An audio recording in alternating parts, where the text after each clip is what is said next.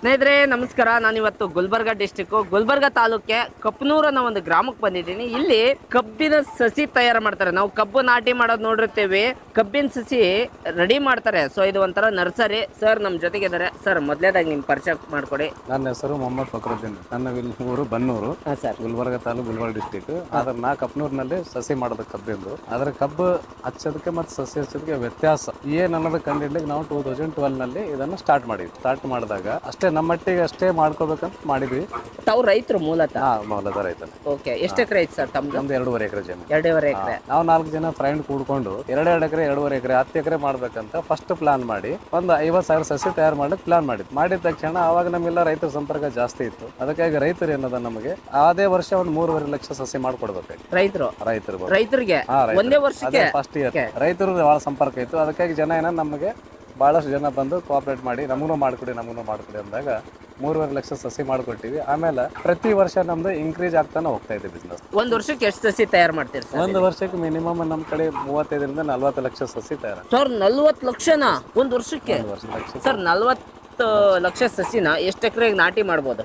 1 ಎಕರೆಗೆ ಅವರೇಜ್ 6,000 ನೋಡಿ. 1 ಎಕರೆಗೆ 6,000 ಅಷ್ಟು ಸಸಿ ಕೂರುತ್ತೆ. ಅಷ್ಟು 1 ಎಕರೆಗೆ 6,000 ಎವರೇಜ್ ಕೂಡುತ್ತೆ. Okay, great. ನೋಡಿ ಸ್ನೇಹಿತರೆ, 40 ಲಕ್ಷ ಕಬ್ಬಿನ ಸಸಿ ತಯಾರಿಸುವಂತ ನರ್ಸರಿಗೆ ನಾವು ಬಂದಿದ್ದೀವಿ. ಸರ್ ಅವರು ನರ್ಸರಿನ ಟೂರ್ ಅಂದ್ರೆ ತೋರಿಸ್ತಾರೆ ಕಂಪ್ಲೀಟ್ ಆಗಿ ಕಬ್ಬಿನ ಸಸಿ ಯಾವ ತರ ತಯಾರಾಗುತ್ತೆ ಅಂತ ಹಿಡಿದು ಕಬ್ಬು ಯಾವ್ಯಾವ ರೀತಿ ಬೆಳಿಬಹುದು, ನಾವ್ ಯಾಕೆ ಸಸಿ ತಯಾರು ಈ ತರದ್ದು ಒಂದಿಷ್ಟು ವಿಚಾರ ಮಾತಾಡೋಣ. ಬನ್ನಿ ಹೋಗೋಣ. ನೋಡಿ, ನಾರ್ಮಲ್ ಆಗಿ ಸಸಿ ಕಬ್ಬು ತುಳಿಯೋದು ಮುಂಚೆ 1 ಎಕರೆನಲ್ಲಿ ಮಿನಿಮಮ್ 3-3.5 ಟನ್ ಕಬ್ಬು ತುಳಿತಿದ್ರು. ಫಸ್ಟ್ ಈ ಪದ್ಧತಿ ಒಳಗೆ ಬಂದಾಗ ಕಬ್ಬಿನ ನಾಟಿಗೆ ಬಿಟ್ಟು ಸಸಿಗೆ ಬಂದಾಗ ಫಸ್ಟ್ ನಮ್ದು ಉಳಿತಾಯ ಅಂದ್ರೆ ಕಬ್ಬು. 1 ಎಕರೆಗೆ 3 ಟನ್ ಕಬ್ಬು ತುಳಿಯೋ ಜಾಗದಲ್ಲಿ ಸಸಿ ತಯಾರು ಮಾಡಿ ಹಚ್ಚಿದ್ರೆ 1 ಎಕರೆಗೆ 1 ಟನ್ ಕಬ್ಬು ಸಾಕು. ಅದರಲ್ಲಿ ನಮಗೆ 65% ಕಬ್ಬಿನ ಉಳಿತಾಯ ಆಗುತ್ತೆ. 65% ನಲ್ಲಿ ನಮ್ ಕಬ್ಬಿನ ನಾಟಿಗೆ 1 ಎಕರೆಗೆ ಆಗುತ್ತೆ. ಅದಾದ್ಮೇಲೆ ಕಬ್ಬು ನಾಟಿ ಮಾಡಿದಾಗ ನಾವು ಅದನ್ನ ಗ್ರೇಡಿಂಗ್ ಮಾಡಿ ನಾಟಿಗೆ ಮಾಡೋದಿಲ್ಲ. ಎಲ್ಲ ತಂದಿದ್ದು ಕಬ್ಬು ಕಟ್ ಮಾಡಿ ಹಾಕ್ಬಿಡ್ತೀವಿ ಭೂಮಿ.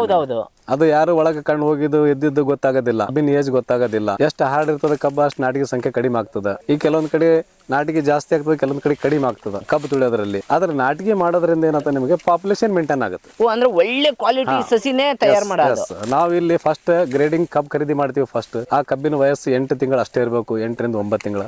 ಅದಕ್ಕೆ ಜಾಸ್ತಿ ಸೈಜ್ ಕಬ್ಬು ತೊಳೋದಿಲ್ಲ. ಅದರಲ್ಲಿ ಮತ್ತೆ ಥಿಕ್ನೆಸ್ ಒಂದು ಸೈಜ್ ಇದ್ದು ತಗೋದು. ಅದಾದ್ಮೇಲೆ ಸಸಿ ತಯಾರು ಮಾಡಿದ್ಮೇಲೆ ಸಸಿ 1 ಎಕರೆನಲ್ಲಿ ಪಾಪ್ಯುಲೇಷನ್ ಮೇಂಟೈನ್ ಆಗುತ್ತೆ. 1 ಎಕರೆಗೆ ಒಂದು 6,000 ಸಸಿಗೆ ನಾವು ಹಾಕಿದ ಆಹಾರ 6,000 ಸಸಿನ ತಗೋತದೆ. ಆ ಕಬ್ಬು ತೊಳೆದಾಗ 40,000 ಕಣ್ಣುಗಳು ಅದ್ರೊಳಗೆ ಇರ್ತಾವ. ಅದ್ರಲ್ಲಿ ನಾಟಿದೆಷ್ಟು ನಾಟ್ಲದಷ್ಟು ಗೊತ್ತಾಗೋದಿಲ್ಲ. ಎಲ್ಲಾ ಕಣ್ಣುಗಳು ಬೇರೆ ಬಿಡ್ತಾವ. ನಾಟಿ ಬಂದ್ರು ಬೇರೆ ಬಿಡ್ತದೆ, ನಾಟಿ ಬರದ್ರು ಬೇರೆ ಬಿಡ್ತದೆ. ಅದು ಆಹಾರ ತಗೋತದೆ. ಅಲ್ಲಿ ಆಹಾರ ಕಾಂಪಿಟೇಷನ್ ಆಗ್ತದೆ. ಈ ಸಸಿನಲ್ಲಿ ಆಹಾರ ಕಾಂಪಿಟೇಷನ್ ಆಗೋದಿಲ್ಲ. ಒಂದು ಸಸಿಯಿಂದ ಪಾಪ್ಯುಲೇಷನ್ ಮೇಂಟೈನ್ ಆಗಿದ್ದಕ್ಕಾಗಿ ನಾವು ಮಿನಿಮಮ್ ಒಂದು ಸಸಿಯಿಂದ 7, 8, 10 ಕಬ್ಬನ್ನು ಕಾಯ್ಲಿಕ್ಕೆ ಸಾಧ್ಯ ಇದೆ. ಆ ಕಬ್ಬು ನಾಟಿ ಮಾಡಿದಲ್ಲಿ ಮಾಡ್ಲಿಕ್ಕೆ ಸಾಧ್ಯ ಇಲ್ಲ. ಇದು ಪದ್ಧತಿ ಮಾಡ್ಲಿಕ್ಕೆ ಸಾಧ್ಯ ಇಲ್ಲ. ಅದರಲ್ಲಿ ಕೆಲವೊಂದ್ ಕಡೆ ಜಾಸ್ತಿ ಕಣ್ಣು ನಾಟಿ ಇರ್ತಾವ, ಕೆಲವೊಂದ್ ಕಡೆ ನಾಟದೇ ಇಲ್ಲ. ಇದರಲ್ಲಿ ನಾವು ಕರೆಕ್ಟ್ ಮೆಜರ್ಮೆಂಟ್ ಮೇಲೆ ಸಸಿ ಹಾಕ್ತಿವಿ. ಮೆಜರ್ಮೆಂಟ್ ಸಸಿ ಹಾಕಿದ್ಮೇಲೆ ಅನ್ನೋದು ನಮಗೆ ಪಾಪ್ಯುಲೇಷನ್ ಮೇಂಟೈನ್ ಮಾಡ್ಲಿಕ್ಕೆ ಸಾಧ್ಯ ಇದೆ. ಆ ತರ 6,000 ಸಸಿ 1 ಎಕರೆಗೆ ಒಂದು ಲೆಕ್ಕಾಚಾರ ಇದೆ. ಇದರಲ್ಲಿ ಗಣಿತ ಇದೆ, ಮ್ಯಾಥಮೆಟಿಕ್ಸ್ ಏನದಂದ್ರೆ 1 ಎಕರೆನಲ್ಲಿ 6,000 ಸಸಿ. 6,000 ಸಸಿಗೆ ಏನದ 1 ಕಬ್ಬಿನಿಂದ 10 ಸಸಿಗಳ ಸಂಖ್ಯೆ ನಾವು ಮೇಂಟೈನ್ ಮಾಡಿದೀವಿ. 10 ಟಿಲ್ಲರ್ಸ್ ಮರಿಗಳಂತೀವಿ. ಸೊ 60,000 ಈಗ 60,000 ಆಗುತ್ತೆ. ಈಗ 60,000 ಕಬ್ಬಿನಲ್ಲಿ 1 kg ಅವರೇಜ್ ಬಂದ್ರು 60 ಟನ್ಸ್ ಪರ್ ಎಕರ್ ಕಬ್ಬು ಬರುತ್ತೆ. 6,000 ಇಂಟು 10 ಮರಿಗಳ ಸಂಖ್ಯೆ ಕಾಪಾಡ್ಕೊಂಡು 60,000 ಕಬ್ಬು ಆಗ್ತದೆ. ಮಿನಿಮಮ್ 1 ಕಬ್ಬಿನಿಂದ 1 kg ತೂಕ ಬಂದ್ರು 60 ಟನ್ ಆಗುತ್ತೆ. ಇದನ್ನ ಮಾಡ್ಬೇಕಾದ್ರೆ ನಾವು ಅದಕ್ಕೆ ಯಾವ ಟೈಮಿಗೆ ಏನ್ ಆಹಾರ ಕೊಡ್ಬೇಕು, ಎಷ್ಟು ಮಟ್ಟಿಗೆ ಕೊಡ್ಬೇಕು ಅನ್ನೋದು ನಾವು ಮೊದಲು ಕಂಡುಕೊಳ್ಕೋಬೇಕು. ಬನ್ನಿ ಸರ್, ಸಸಿ ತಯಾರು ಈಗ ನೀವು ಕಬ್ಬು ನಾಟಿಗೆ ಮಾಡಿದ್ಮೇಲೆ ಭೂಮಿನಲ್ಲಿ ಕಬ್ಬು ಆಗ್ಬೇಕು. ಇದು ಏನಿರ್ತದೆ ರೆಡಿ ಪೊಸಿಷನ್ ಇರ್ತದೆ. ಹೋಗೋದು ನಾಟಿ ಮಾಡ್ಬಿಡೋದು. ಇದು ಕಬ್ಬು ತಂದಿದ್ದು ಮೊದಲು ಕಬ್ಬಿಂದ ಮೊದಲು ಕದ್ದು ನೋಡ್ರಿ. ಮೊದಲು ಕಬ್ಬು ಗ್ರೇಡಿಂಗ್ ನೋಡ್ರಿ. ಈ ಕಡೆ ಬಂದು ರೈತರ ಕಡೆಯಿಂದ ಕಬ್ಬು ಖರೀದಿ ಮಾಡ್ತಾ ಇರ್ತೀವಿ. ಖರೀದಿ ಮಾಡಿ ತಂದಿದ್ಮೇಲೆ ಇದು ಕಬ್ಬಿಂದು ಗ್ರೇಡ್ ನೋಡ್ರಿ. ಈಗ ನಾವು ರೈತರ ಕಡೆ ಬೀಜಕ್ಕೆ ತಂದಿದ್ದ ಕಬ್ಬು ಈ ಗ್ರೇಡ್ ಸಿಗೋದಿಲ್ಲ. ಸಣ್ಣನು ಇರ್ಬೋದು, ದೊಡ್ಡನು ಇರ್ಬೋದು. ಈ ತರ ಗ್ರೇಡಿಂಗ್ ಕಬ್ಬು ತರ್ತೀವಿ. ತಂದ್ಮೇಲೆ ಈ ಕಬ್ಬನ್ನ ಕಣ್ಣು ಒಳ್ಳೇದಿದ್ದ ಕಣ್ಣು ಕಟ್ ಮಾಡಿ ಬೀಜಕ್ಕೆ ಉಪಯೋಗಿಸ್ತೀವಿ. ಇದರಲ್ಲಿ ಬರ್ಲಾದ ಕಣ್ಣು ತೆಗೆದು ಬಿಡ್ತೀವಿ. ಇದಾದ್ಮೇಲೆ ಇದು ಸುಲ್ದ ಮೇಲೆ ಇದನ್ನ ಮಷಿನ್ ಮೇಲೆ ಕಟ್ ಮಾಡ್ತೀವಿ. ಇಲ್ಲಿ ಈ ಮಷಿನ್ ಮೇಲೆ ಕಟ್ ಮಾಡಿದಾಗ ಒಂದು ಸೈಜಿಗೆ ಅದು ಐಬಡ್ ಬರುತ್ತೆ. ಇಲ್ಲಿಂದಾನೇ ಬರೋದು ಈ ನಾಟಿಗೆ ಬರೋದು ಐಬಡ್ಡಿಂದ. ಇದಾದ್ಮೇಲೆ ಇಲ್ಲಿ ಸೆಕೆಂಡ್ ಸೈಡ್ ಅದ್ರದ್ದು ವೇಸ್ಟ್ ಬರುತ್ತೆ. ಇದು ವೇಸ್ಟ್ ಬರುತ್ತೆ. ಇಲ್ಲಿ ನೋಡಿ, ಇಲ್ಲಿ ಕಣ್ಣಿದೆ, ಇದು ವೇಸ್ಟ್. ಇದು ಸರಿ ಇಲ್ಲ ಅಂತ ಕೊಡುದಿಲ್ಲ. ಇದು ಕೊಟ್ಟಿಲ್ಲ. ಇದು ಹಾಕಿದ್ರೆ ಬರೋದಿಲ್ಲ ನಾಟಿಗೆ. ಅದಕ್ಕಾಗಿ ಇದು ತೆಗಿತಾರೆ. ಈ ಪೀಸ್ ಕಟ್ ಮಾಡಿದ್ಮೇಲೆ ಅಲ್ಲಿ ಹೋಗಿ ಕೋಕೋಪೆಟ್ ಮತ್ತೆ ಟ್ರೇನ್ ನಲ್ಲಿ ಅದನ್ನ ಫಿಲ್ಅಪ್ ಮಾಡ್ತೀವಿ. ಅಲ್ಲಿಂದ ತಂದಿದ್ದ ಕಣ್ಣನ್ನ ತಂದು ಇಲ್ಲಿ ಬೀಜೋಪಚಾರ ಮಾಡ್ತೀವಿ. ಇನ್ಸೆಕ್ಟಿಸೈಡ್ಸ್, ಫಂಗಿಸೈಡ್ಸ್ ಯೂಸ್ ಮಾಡ್ತೀವಿ. ಅಂದ್ರೆ ಇನ್ ಇದು ಫ್ಯೂಚರ್ ಇದು ರೈತರು ಕಬ್ಬು ತುಳದಲ್ಲಿ ಇದು ಮಾಡ್ಲಿಕ್ಕೆ ಸಾಧ್ಯ ಆಗಲ್ಲ. ಇದು ಬೀಜೋಪಚಾರ ಮಾಡೋದು ಕಬ್ಬು ಯಾರು ತುಳಿತಾರೋ ಅದಕ್ಕೆ ಮಾಡ್ಲಿಕ್ಕೆ ಸಾಧ್ಯ ಆಗೋದಿಲ್ಲ. ಇದು ನಾವು ಪರ್ಟಿಕ್ಯುಲರ್ ಕಣ್ಣು ತೆಗೆದು ತಂದಾಗ ಇದರಲ್ಲಿ ಬೀಜೋಪಚಾರ ಮಾಡ್ತೀವಿ. ಈ ಕೋಕೋಪೆಟ್ ಮತ್ತೆ ಟ್ರೇ ನಲ್ಲಿ ಇದನ್ನ ಫಿಲ್ಅಪ್ ಮಾಡ್ತೀವಿ. ಟ್ರೇಗ್ ಫಿಲ್ಅಪ್ ಮಾಡ್ಕೊಂಡು ಈ ಟ್ರೇ ನಲ್ಲಿ ಏನದ ಆ ಬೀಜನ ಫಿಲ್ಅಪ್ ಮಾಡ್ತೀವಿ. ಇದನ್ನ ಹಾಕಿ ಟ್ರೇ ಫಿಲ್ಅಪ್ ಮಾಡ್ತೀವಿ. ಓ ಈ ತರ ಫಿಲ್ಅಪ್ ಆಗುತ್ತೆ ಸರ್. ಈ ತರ ಫಿಲ್ಅಪ್ ಆಗಿದ ಮೇಲೆ ಇದನ್ನ ಹ್ಯೂಮಿಡಿಟಿಗಾಗಿ ಪ್ಲಾಸ್ಟಿಕ್ ಕವರ್ ನಲ್ಲಿ ಪ್ಯಾಕ್ ಮಾಡಿಬಿಡ್ತೀವಿ. ಓಕೆ, ಅದು ಎಲ್ಲಿದೆ ತೋರಿಸ್ ಬನ್ನಿ. ಅದು ಅಲ್ಲಿದೆ. ಇಲ್ಲಿಟ್ಟು ಕವರ್ ಮಾಡ್ತೀವಿ. ಚಿಟ್ಟು ಹ್ಯೂಮಿಡಿಟಿಗೆ ಒಂದು ವಾರ ಇದನ್ನ ಹ್ಯೂಮಿಡಿಟಿಗಾಗಿ ಮುಚ್ಚಿಟ್ಟ ಮೇಲೆ ಇದರಲ್ಲಿ ಪ್ಲಾಂಟೇಶನ್ ಸಸಿ ಬರುತ್ತೆ.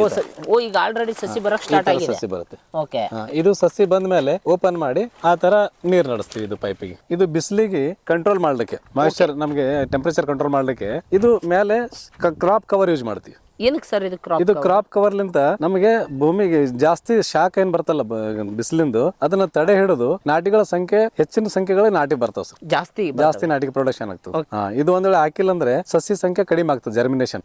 ಇದು ಬಿಸಿಲಿಗೆ ಏನದ ರೀ, ಇದು ನಮಗೆ ಕ್ರಾಪ್ ಕವರ್ ಏನದಲ್ಲ, ಇದು ರತನ್ ಮೆಟಲ್ ಅಂತ ಕಂಪನಿ ಇದೆ ರಾಜಸ್ಥಾನ್, ಅವ್ರ ಕಡೆಯಿಂದ ತರಿಸಿದ್ದು ಇದು ಕ್ರಾಪ್ ಕವರ್. ಇದ್ರ ಮೇಲೆ ಬರೀ ಕ್ರಾಪ್ ಕವರ್ ಮಾತ್ರನಾ ಸರ್ ಇದು? ಇಲ್ಲ, ಇದು ಮೇಲೆ ಕ್ರಾಪ್ ಕವರ್ ಅಷ್ಟೇ. ಅಂದ್ರೆ ಒಳಗೆ ಪ್ಲಾಸ್ಟಿಕ್ ಮಾಡ್ತೀವಿ, ಆ ಪ್ಲಾಸ್ಟಿಕ್ ಮೇಲೆ ಮತ್ತೆ ಇದೊಂದು ಕವರ್ ಹಾಕ್ತಿವಿ. ಏನಕ್ಕೆ ಸರ್ ಅದು? ಇದು ಕ್ರಾಪ್ ಕವರ್ ಹಾಕೋದ್ರಿಂದ ಟೆಂಪರೇಚರ್ ಕಂಟ್ರೋಲ್ ಆಗುತ್ತೆ. ಜಾಸ್ತಿ ಬಿಸಿಲು ಇರ್ತಲ್ರಿ, ಆ ಬಿಸಿಲು ಕಂಟ್ರೋಲ್ ಆಗಿ ನಮಗೆ ತಂಪ ವಾತಾವರಣ ಸಿಗುತ್ತದೆ. ಆ ತಂಪು ವಾತಾವರಣದಿಂದ ನಾಟಿಗಳ ಸಂಖ್ಯೆ ಒಳ್ಳೇದು ಬರುತ್ತೆ. ಮೆಟಲ್ ಅವ್ರ ಕಡೆಯಿಂದ ಇದು ನಾನು ಸುಮಾರು 4 ವರ್ಷದಿಂದ ಬಳಸ್ತೀನಿ. ಅದು ಕ್ವಾಲಿಟಿ ಒಳ್ಳೇದಿದೆ. ಇದು ಒಂದು ನೋಡ್ರಿ, ಇದಿಷ್ಟು 17 ಅಥವಾ 23 GSM ಇದು ಇದೆ. ಇದು ಕ್ರಾಪ್ ಕವರ್ ಇದೆ. ನಾನು 4 years ಯೂಸ್ ಮಾಡ್ತೀನಿ ಇದಕ್ಕೆ. ಹೌದಾ ಸರ್? 4 years 4 ವರ್ಷ ಆಯ್ತಾ? 4 ವರ್ಷ ಅದರಲ್ಲಿ ಆಗಿದೆ ಡ್ಯಾಮೇಜ್. ಅದ್ರ ಮ್ಯಾಕ್ಸಿಮಮ್ ಕೆಲ್ಸಕ್ಕೆ ಬರುತ್ತೆ. ಹೌದಾ? ಮ್ಯಾಕ್ಸಿಮಮ್ ಬಾಳಿಕೆ ಬರುತ್ತೆ. ಅದು ನಾವು ಎಷ್ಟು ಅದ್ರ ಮೇಲೆ ಕೇರ್ ಮಾಡ್ತೀವಿ ಅಷ್ಟು ನಮ್ಗೆ ಕೆಲಸ ಕೊಡುತ್ತೆ. ಈಗ ಬಹಳಷ್ಟು ಜನ ಅದಕ್ಕೆ ರಫ್ ಅಂಡ್ ಟಫ್ ಯೂಸ್ ಮಾಡಿದ್ರೆ ಬೇಗ ಖರಾಬ್ ಆಗ್ತದೆ. ಆದ್ರೆ ನಾವು ಇದಕ್ಕೆ ಬಹಳ ಕಾಳಜಿಯಿಂದ ಮಾಡಿವಿ. 4 years ಯೂಸ್ ಮಾಡ್ಲಾಕತ್ತೀವಿ. ನಿಮ್ದು ಕ್ರಾಪ್ ಕವರ್ ಇಂದ ಇದ್ರ ಬಗ್ಗೆ ನಮಗೆ ಬಹಳ ಒಳ್ಳೇದು ಅಂತ ತಿಳಿಸದ. ಇದನ್ನ ಬಹಳ ಇದರಿಂದ ಯೂಸ್ ಮಾಡ್ತೀವಿ. ಅಲ್ಲಿಂದ ನಾವು ಬೇರೆ ಬೇರೆ ಪ್ರಾಡಕ್ಟ್ ನ ತರಿಸಿ ಅವ್ರ ಕಡೆಯಿಂದ. ಇದು ಕ್ರಾಪ್ ಕವರ್ ಮಾಡ್ಲಿಕ್ಕೆ ನಾವು ಜಸ್ಟ್ ಇದು ಬೆಡ್ ಇದೆ, ಬೆಡ್ಡಿಗೆ ಕವರ್ ಮಾಡೀವಿ. ಈಗ ಮುಂದೆ ಬಿಸಿಲಾದಾಗ ಇದನ್ನ ಟನಲ್ ಮಾಡ್ತೀವಿ. ಏನ್ ಟನಲ್ ಸರ್? ಟನಲ್ ಮಾಡ್ಲಿಕ್ಕೆ ಅವ್ರ ಕಡೆಯಿಂದ ಸ್ಟಿಕ್ ತರಿಸಿವಿ ನಾವು. ಆ ಟನಲ್ ಮೇಲೆ ಮತ್ತೆ ಇದು ಕ್ರಾಪ್ ಕವರ್ ಹಾಕಿ ಅದಕ್ಕೆ ಟೆಂಪರೇಚರ್ ಕಂಟ್ರೋಲ್ ಮಾಡ್ತೀವಿ. ಓ ಅಂದ್ರೆ ಒಳಗಡೆ ಸಸಿ ಇಟ್ಟು ಹಿಂಗೆ ಟನಲ್ ತರ ಅಂದ್ರೆ ಬೆಡ್ ತರ ಮಾಡ್ಕೊಂಡ್ಬಿಟ್ಟಿರ್ತೀವಿ. 2 ಸ್ಟಿಕ್ ತಂದು ತೋರಿಸ್ಲೇನ್ರಿ ಅದನ್ನು? ತಮ್ಮನಿ ಸರ್. ಈಗ ಜಾಸ್ತಿ ಟೆಂಪರೇಚರ್ ಬಂದಾಗ ಈ ಸ್ಟಿಕ್ ಅನ್ನ ಇದನ್ನು ರತನ್ ಅವ್ರದೇ ತರಿಸಿದ್ದು ನಾವು. ಅದು ರತನ್ ಅವ್ರದೇ ತರಿಸಿದ್ದು. ಇದನ್ನ ಏನ್ ಮಾಡ್ತೀವಿ, ಈ ತರ ಇದಕ್ಕೆ ಬೆಂಡ್ ಮಾಡ್ತೀವಿ. ಈ ತರ ಬೆಂಡ್ ಮಾಡಿ ಇದನ್ನ ಲೋ ಟನಲ್ ಅಂತಾರೆ ಇದಕ್ಕೆ. ಓ ಇದಕ್ಕೆ ಲೋ ಟನಲ್. ಓ ಟನಲ್ ಸಿಸ್ಟಮ್ ಅಲ್ಲಿ ಇದೆ ಅಂತ. Okay, low tunnel. ಇದನ್ನ ಏನ್ ಮಾಡ್ತೀವಿ, ಇದ್ರ ಮೇಲೆ ಇದು ಕ್ರಾಪ್ ಕವರ್ ಮಾಡ್ತೀವಿ. ಇದು ನೋಡ್ರಿ, ಇದು 4 ವರ್ಷದಿಂದ ಕವರ್ ಇದೆ ನಮ್ ಕಡೆ. ಇನ್ನೊಂದು ಯೂಸ್ ಮಾಡ್ತಾ ಇದ್ದೀವಿ. 4 ವರ್ಷ ಆಯ್ತಾ ಸರ್? ಬಟ್ 4 year ಆದ್ರೂ ಕೂಡ ಅದು ಅರಿಯೋದು ಈ ತರ ನಾವ್ ಏನ್ ಕೇರ್ ಮಾಡ್ತೀವಿ ಅದ್ರ ರಿಸಲ್ಟ್ ಕೊಡುತ್ತೆ. ಈಗ ನಾವು ರಫ್ ಅಂಡ್ ಟಫ್ ಮಾಡಿದ್ರೆ 6 ತಿಂಗಳಲ್ಲಿ ಹರಿದೋಗ್ಬೋದು. ಈ 4 ಸಾಲ ಕಾಯಿಸ್ತಾವೆ. 4 ಸಾಲ ಇದನ್ನ ಇದ್ರ ಮೇಲೆ ಈ ತರ ಹಾಕ್ತಿವಿ. ಈ ತರ ಇದನ್ನ ಕವರ್ ಮಾಡ್ತೀವಿ. ಈ ಕವರ್ ಮಾಡಿದಾಗ ಈಗ ನಮ್ಗೆ ಏಪ್ರಿಲ್ ಮೇ ನಲ್ಲಿ ನಮ್ ಗುಲ್ಬರ್ಗಾನಲ್ಲಿ 40+ ಟೆಂಪರೇಚರ್ ಹೋಗುತ್ತೆ. ಆ ಟೆಂಪರೇಚರ್ 40+ ಹೋಗೋ ಟೆಂಪರೇಚರ್ ಇದಕ್ಕೆ ಕವರ್ ಮಾಡೋದ್ರಿಂದ ನಮ್ಗೆ ಕಬ್ಬಿನ ನಾಟಿಗೆ ಬರ್ಲಿಕ್ಕೆ 30 to 35 ಡಿಗ್ರಿ ಟೆಂಪರೇಚರ್ ಬೇಕು. 30 to 35 ಡಿಗ್ರಿ ಟೆಂಪರೇಚರ್ ನಲ್ಲಿ ನಾಟಿಗೆ ಒಳ್ಳೆ ನಾಟಿಗೆ ಬರುತ್ತೆ. ನಮ್ಮಲ್ಲಿ 40+ ಆದಾಗ ಇದು ಈ ತರ ನಾವು ಕವರ್ ಮಾಡ್ತೀವಿ. ಇದು ಕವರ್ ಮಾಡಿದಾಗ ನಮಗೆ ಏನಂದ್ರೆ ಮಿನಿಮಮ್ 10 to 12 ಡಿಗ್ರಿ ಟೆಂಪರೇಚರ್ ಕಡಿಮೆ ಮಾಡ್ತಾರೆ. ಅದು ನಮ್ಮ ಜರ್ಮಿನೇಷನ್ ಒಳ್ಳೆ ಜರ್ಮಿನೇಷನ್ ಬರುತ್ತೆ ಅದರಿಂದ. ಯಾಕಂದ್ರೆ ಬಿಸಿಲಲ್ಲಿ ಜರ್ಮಿನೇಷನ್ ಬರೋದಿಲ್ಲ. ಇದು ಕವರ್ ಮಾಡೋದ್ರಿಂದ ನಮಗೆ ಜರ್ಮಿನೇಷನ್ ಒಳ್ಳೇದು ಬರುತ್ತೆ. ಈಗ ಇದು ಕಣ್ಣಿದೆ, ಇದು ನಾಟಿಗೆ ಬಂದಿಲ್ಲ. ಇದು ನಾಟಿಗೆ ಬಂದಿಲ್ಲ ಅಂದ್ರೆ ಇದಕ್ಕೆ ಯಾವ್ದು ತೊಂದರೆ ಇಲ್ಲ. ಬೀಜನೇ ಇಲ್ದು ಹಾಕಿದ್ದಾರೆ ಕಬ್ಬು. ಅದಕ್ಕಾಗಿ 80% ಜರ್ಮಿನೇಷನ್ ಹೇಳೋದು ನಾನು. ನಮ್ಮ ಮಿಸ್ಟೇಕ್ ಇದು. ಬಟ್ ಆದ್ರೂ ಇದು ಬೇರ್ ಬರುತ್ತೆ. 100% ಬೇರ್ ಬರುತ್ತೆ. ಅದೇ ಕಬ್ಬು ತುಳಿದಾಗ ಇಂಥದ್ದೆಲ್ಲ ಕಬ್ಬನು ಬೇರ್ ಬಿಡ್ತದಲ್ಲ, ಅಲ್ಲೇ ಆಹಾರ ಕಾಂಪಿಟೇಷನ್ ಆಗುತ್ತೆ. ಓಕೆ, ಅಲ್ಲಿ ಪೋಷಕಾಂಶಗಳ ಕೊರತೆಯಾಗಿ ಬರೋ ಕಬ್ಬನು ಚೆನ್ನಾಗಿ ಬರಲ್ಲ. ಇದು ಸಮಸ್ಯೆಗಾಗಿ ಅಲ್ಲಿ ಎಲ್ಲ ನಾವು ಸಾವಿರಾರು ಕಣ್ಣು ಬರ್ತವೆ. ಇದು ಅಂತ ನಾವು ಇಷ್ಟು ಕೇರ್ ಮಾಡಿ ಹಾಕಿದ್ರೆ ಇದು ಕಣ್ಣು ಬರ್ತದೆ. ಅಲ್ಲಂತೂ ಬೇಕಾದಷ್ಟು ಬರುತ್ತೆ ಡೈರೆಕ್ಟ್ ಕಬ್ಬು ತುಳದಲ್ಲಿ. ಅದಕ್ಕಾಗಿ ಅಲ್ಲಿ ಕಾಂಪಿಟೇಷನ್ ಆಗ್ತದೆ ಆಹಾರದಲ್ಲಿ. ಈಗ ನಾವು ವರ್ಷಿಗೆ ಒಂದು 40 lakh ಕೊಡ್ತೀವಿ ಅಂದ್ರೆ ನಿಯರ್ 600 to 700 acres ಆಗ್ತದೆ. ಇಲ್ಲಿ ಸುತ್ತಮುತ್ತ ನೀವೇ ಸರ್? ಇಲ್ಲಿ ಗುಲ್ಬರ್ಗ ನಾನು ಇಲ್ಲಿಂದ 100 ಕಿಲೋಮೀಟರ್ 120 300 ಕಿಲೋಮೀಟರ್ ತನಕ ಕೊಟ್ಟಿನಿ. ಗುಲ್ಬರ್ಗ ಡಿಸ್ಟಿಕ್, ಗುಲ್ಬರ್ಗ ತಾಲೂಕಾ, ಅಫಜಲ್ಪುರ ತಾಲೂಕಾ, ಜೇವರ್ಗಿ ತಾಲೂಕಾ, ಸೇಡಮ್, ಈ ಕಡೆ ಬೀದರ್ ಡಿಸ್ಟಿಕ್ ವರೆಗೂ ಹೋಗಿದೆ. ಮತ್ತೆ ಇದು ರತನ್ ಅವ್ರದ್ದು ಕ್ರಾಪ್ ಕವರ್ ಏನಿದೆ ಅಲ್ಲ, ನಾವು ಬಹಳಷ್ಟು ಬೆಳೆಗಳಿಗೆ ಯೂಸ್ ಮಾಡಬಹುದು. ಲೋ ಟನಲ್ ಪದ್ಧತಿ ಇವಾಗ ನಡೆದಿದ್ದು ನಮ್ಮಲ್ಲಿ ಫೆಬ್ರವರಿ ಮಾರ್ಚ್ ಇಂದ ಗುಲ್ಬರ್ಗನಲ್ಲಿ ಟೆಂಪರೇಚರ್ ಜಾಸ್ತಿ ಆಗುತ್ತೆ. ಹೌದು ಸರ್. ಮಾರ್ಚ್ ನಲ್ಲಿ ಲೋಕಲ್ ಏರಿಯಾದಾಗ ಬಹಳಷ್ಟು ಜನ ಮೆಂತೆ ಪಲ್ಯ ಕೊತ್ತಂಬರಿ ಬೆಳಿತಾರೆ. ಆ ಮೆಂತೆ ಪಲ್ಯ ಕೊತ್ತಂಬರಿ ಬೆಳಿಬೇಕಾದ್ರೆ ಟೆಂಪರೇಚರ್ ನಲ್ಲಿ ಆಗೋದಿಲ್ಲ, ಸ್ವಲ್ಪ ಬಿಸಿಲು ಜಾಸ್ತಿ ಇರೋದಕ್ಕೆ ಆಗೋದಿಲ್ಲ. ಅದಕ್ಕೆ ಲೋ ಟನಲ್ ಮಾಡಿ ಇದು ಕ್ರಾಪ್ ಕವರ್ ಮಾಡಿದ್ರೆ ಅವ್ರಿಗೆ ಒಳ್ಳೆ ಬೆಳೆ ತೆಕ್ಕಲು ಸಾಧ್ಯ ಇದೆ. ಓಕೆ, ಬಟ್ ಈ ತರ ಲೋ ಟೆನಲ್ ಸಿಸ್ಟಮ್ ಅಲ್ಲಿ ಬೆಳೆಯೋದ್ರಿಂದ ಅದಕ್ಕೆ ಮಾಡೋಂಥ ಖರ್ಚು ಜಾಸ್ತಿ ಆಗಲ್ವಾ ಅಂತ? ಖರ್ಚು ಕಡಿಮೆ ಸರ್, ಖರ್ಚು ಜಾಸ್ತಿ ಆಗೋದಿಲ್ಲ. ಖರ್ಚು ಜಾಸ್ತಿ ಅಂದ್ರೆ ಹೆಂಗಾಗುತ್ತೆ, ನಾವು ರೈತರಲ್ಲಿ ಸ್ವಲ್ಪ ತಪ್ಪು ಕಲ್ಪನೆ ಏನದ ಅದನ್ನು ಕ್ಲಿಯರ್ ಮಾಡ್ಬೇಕು.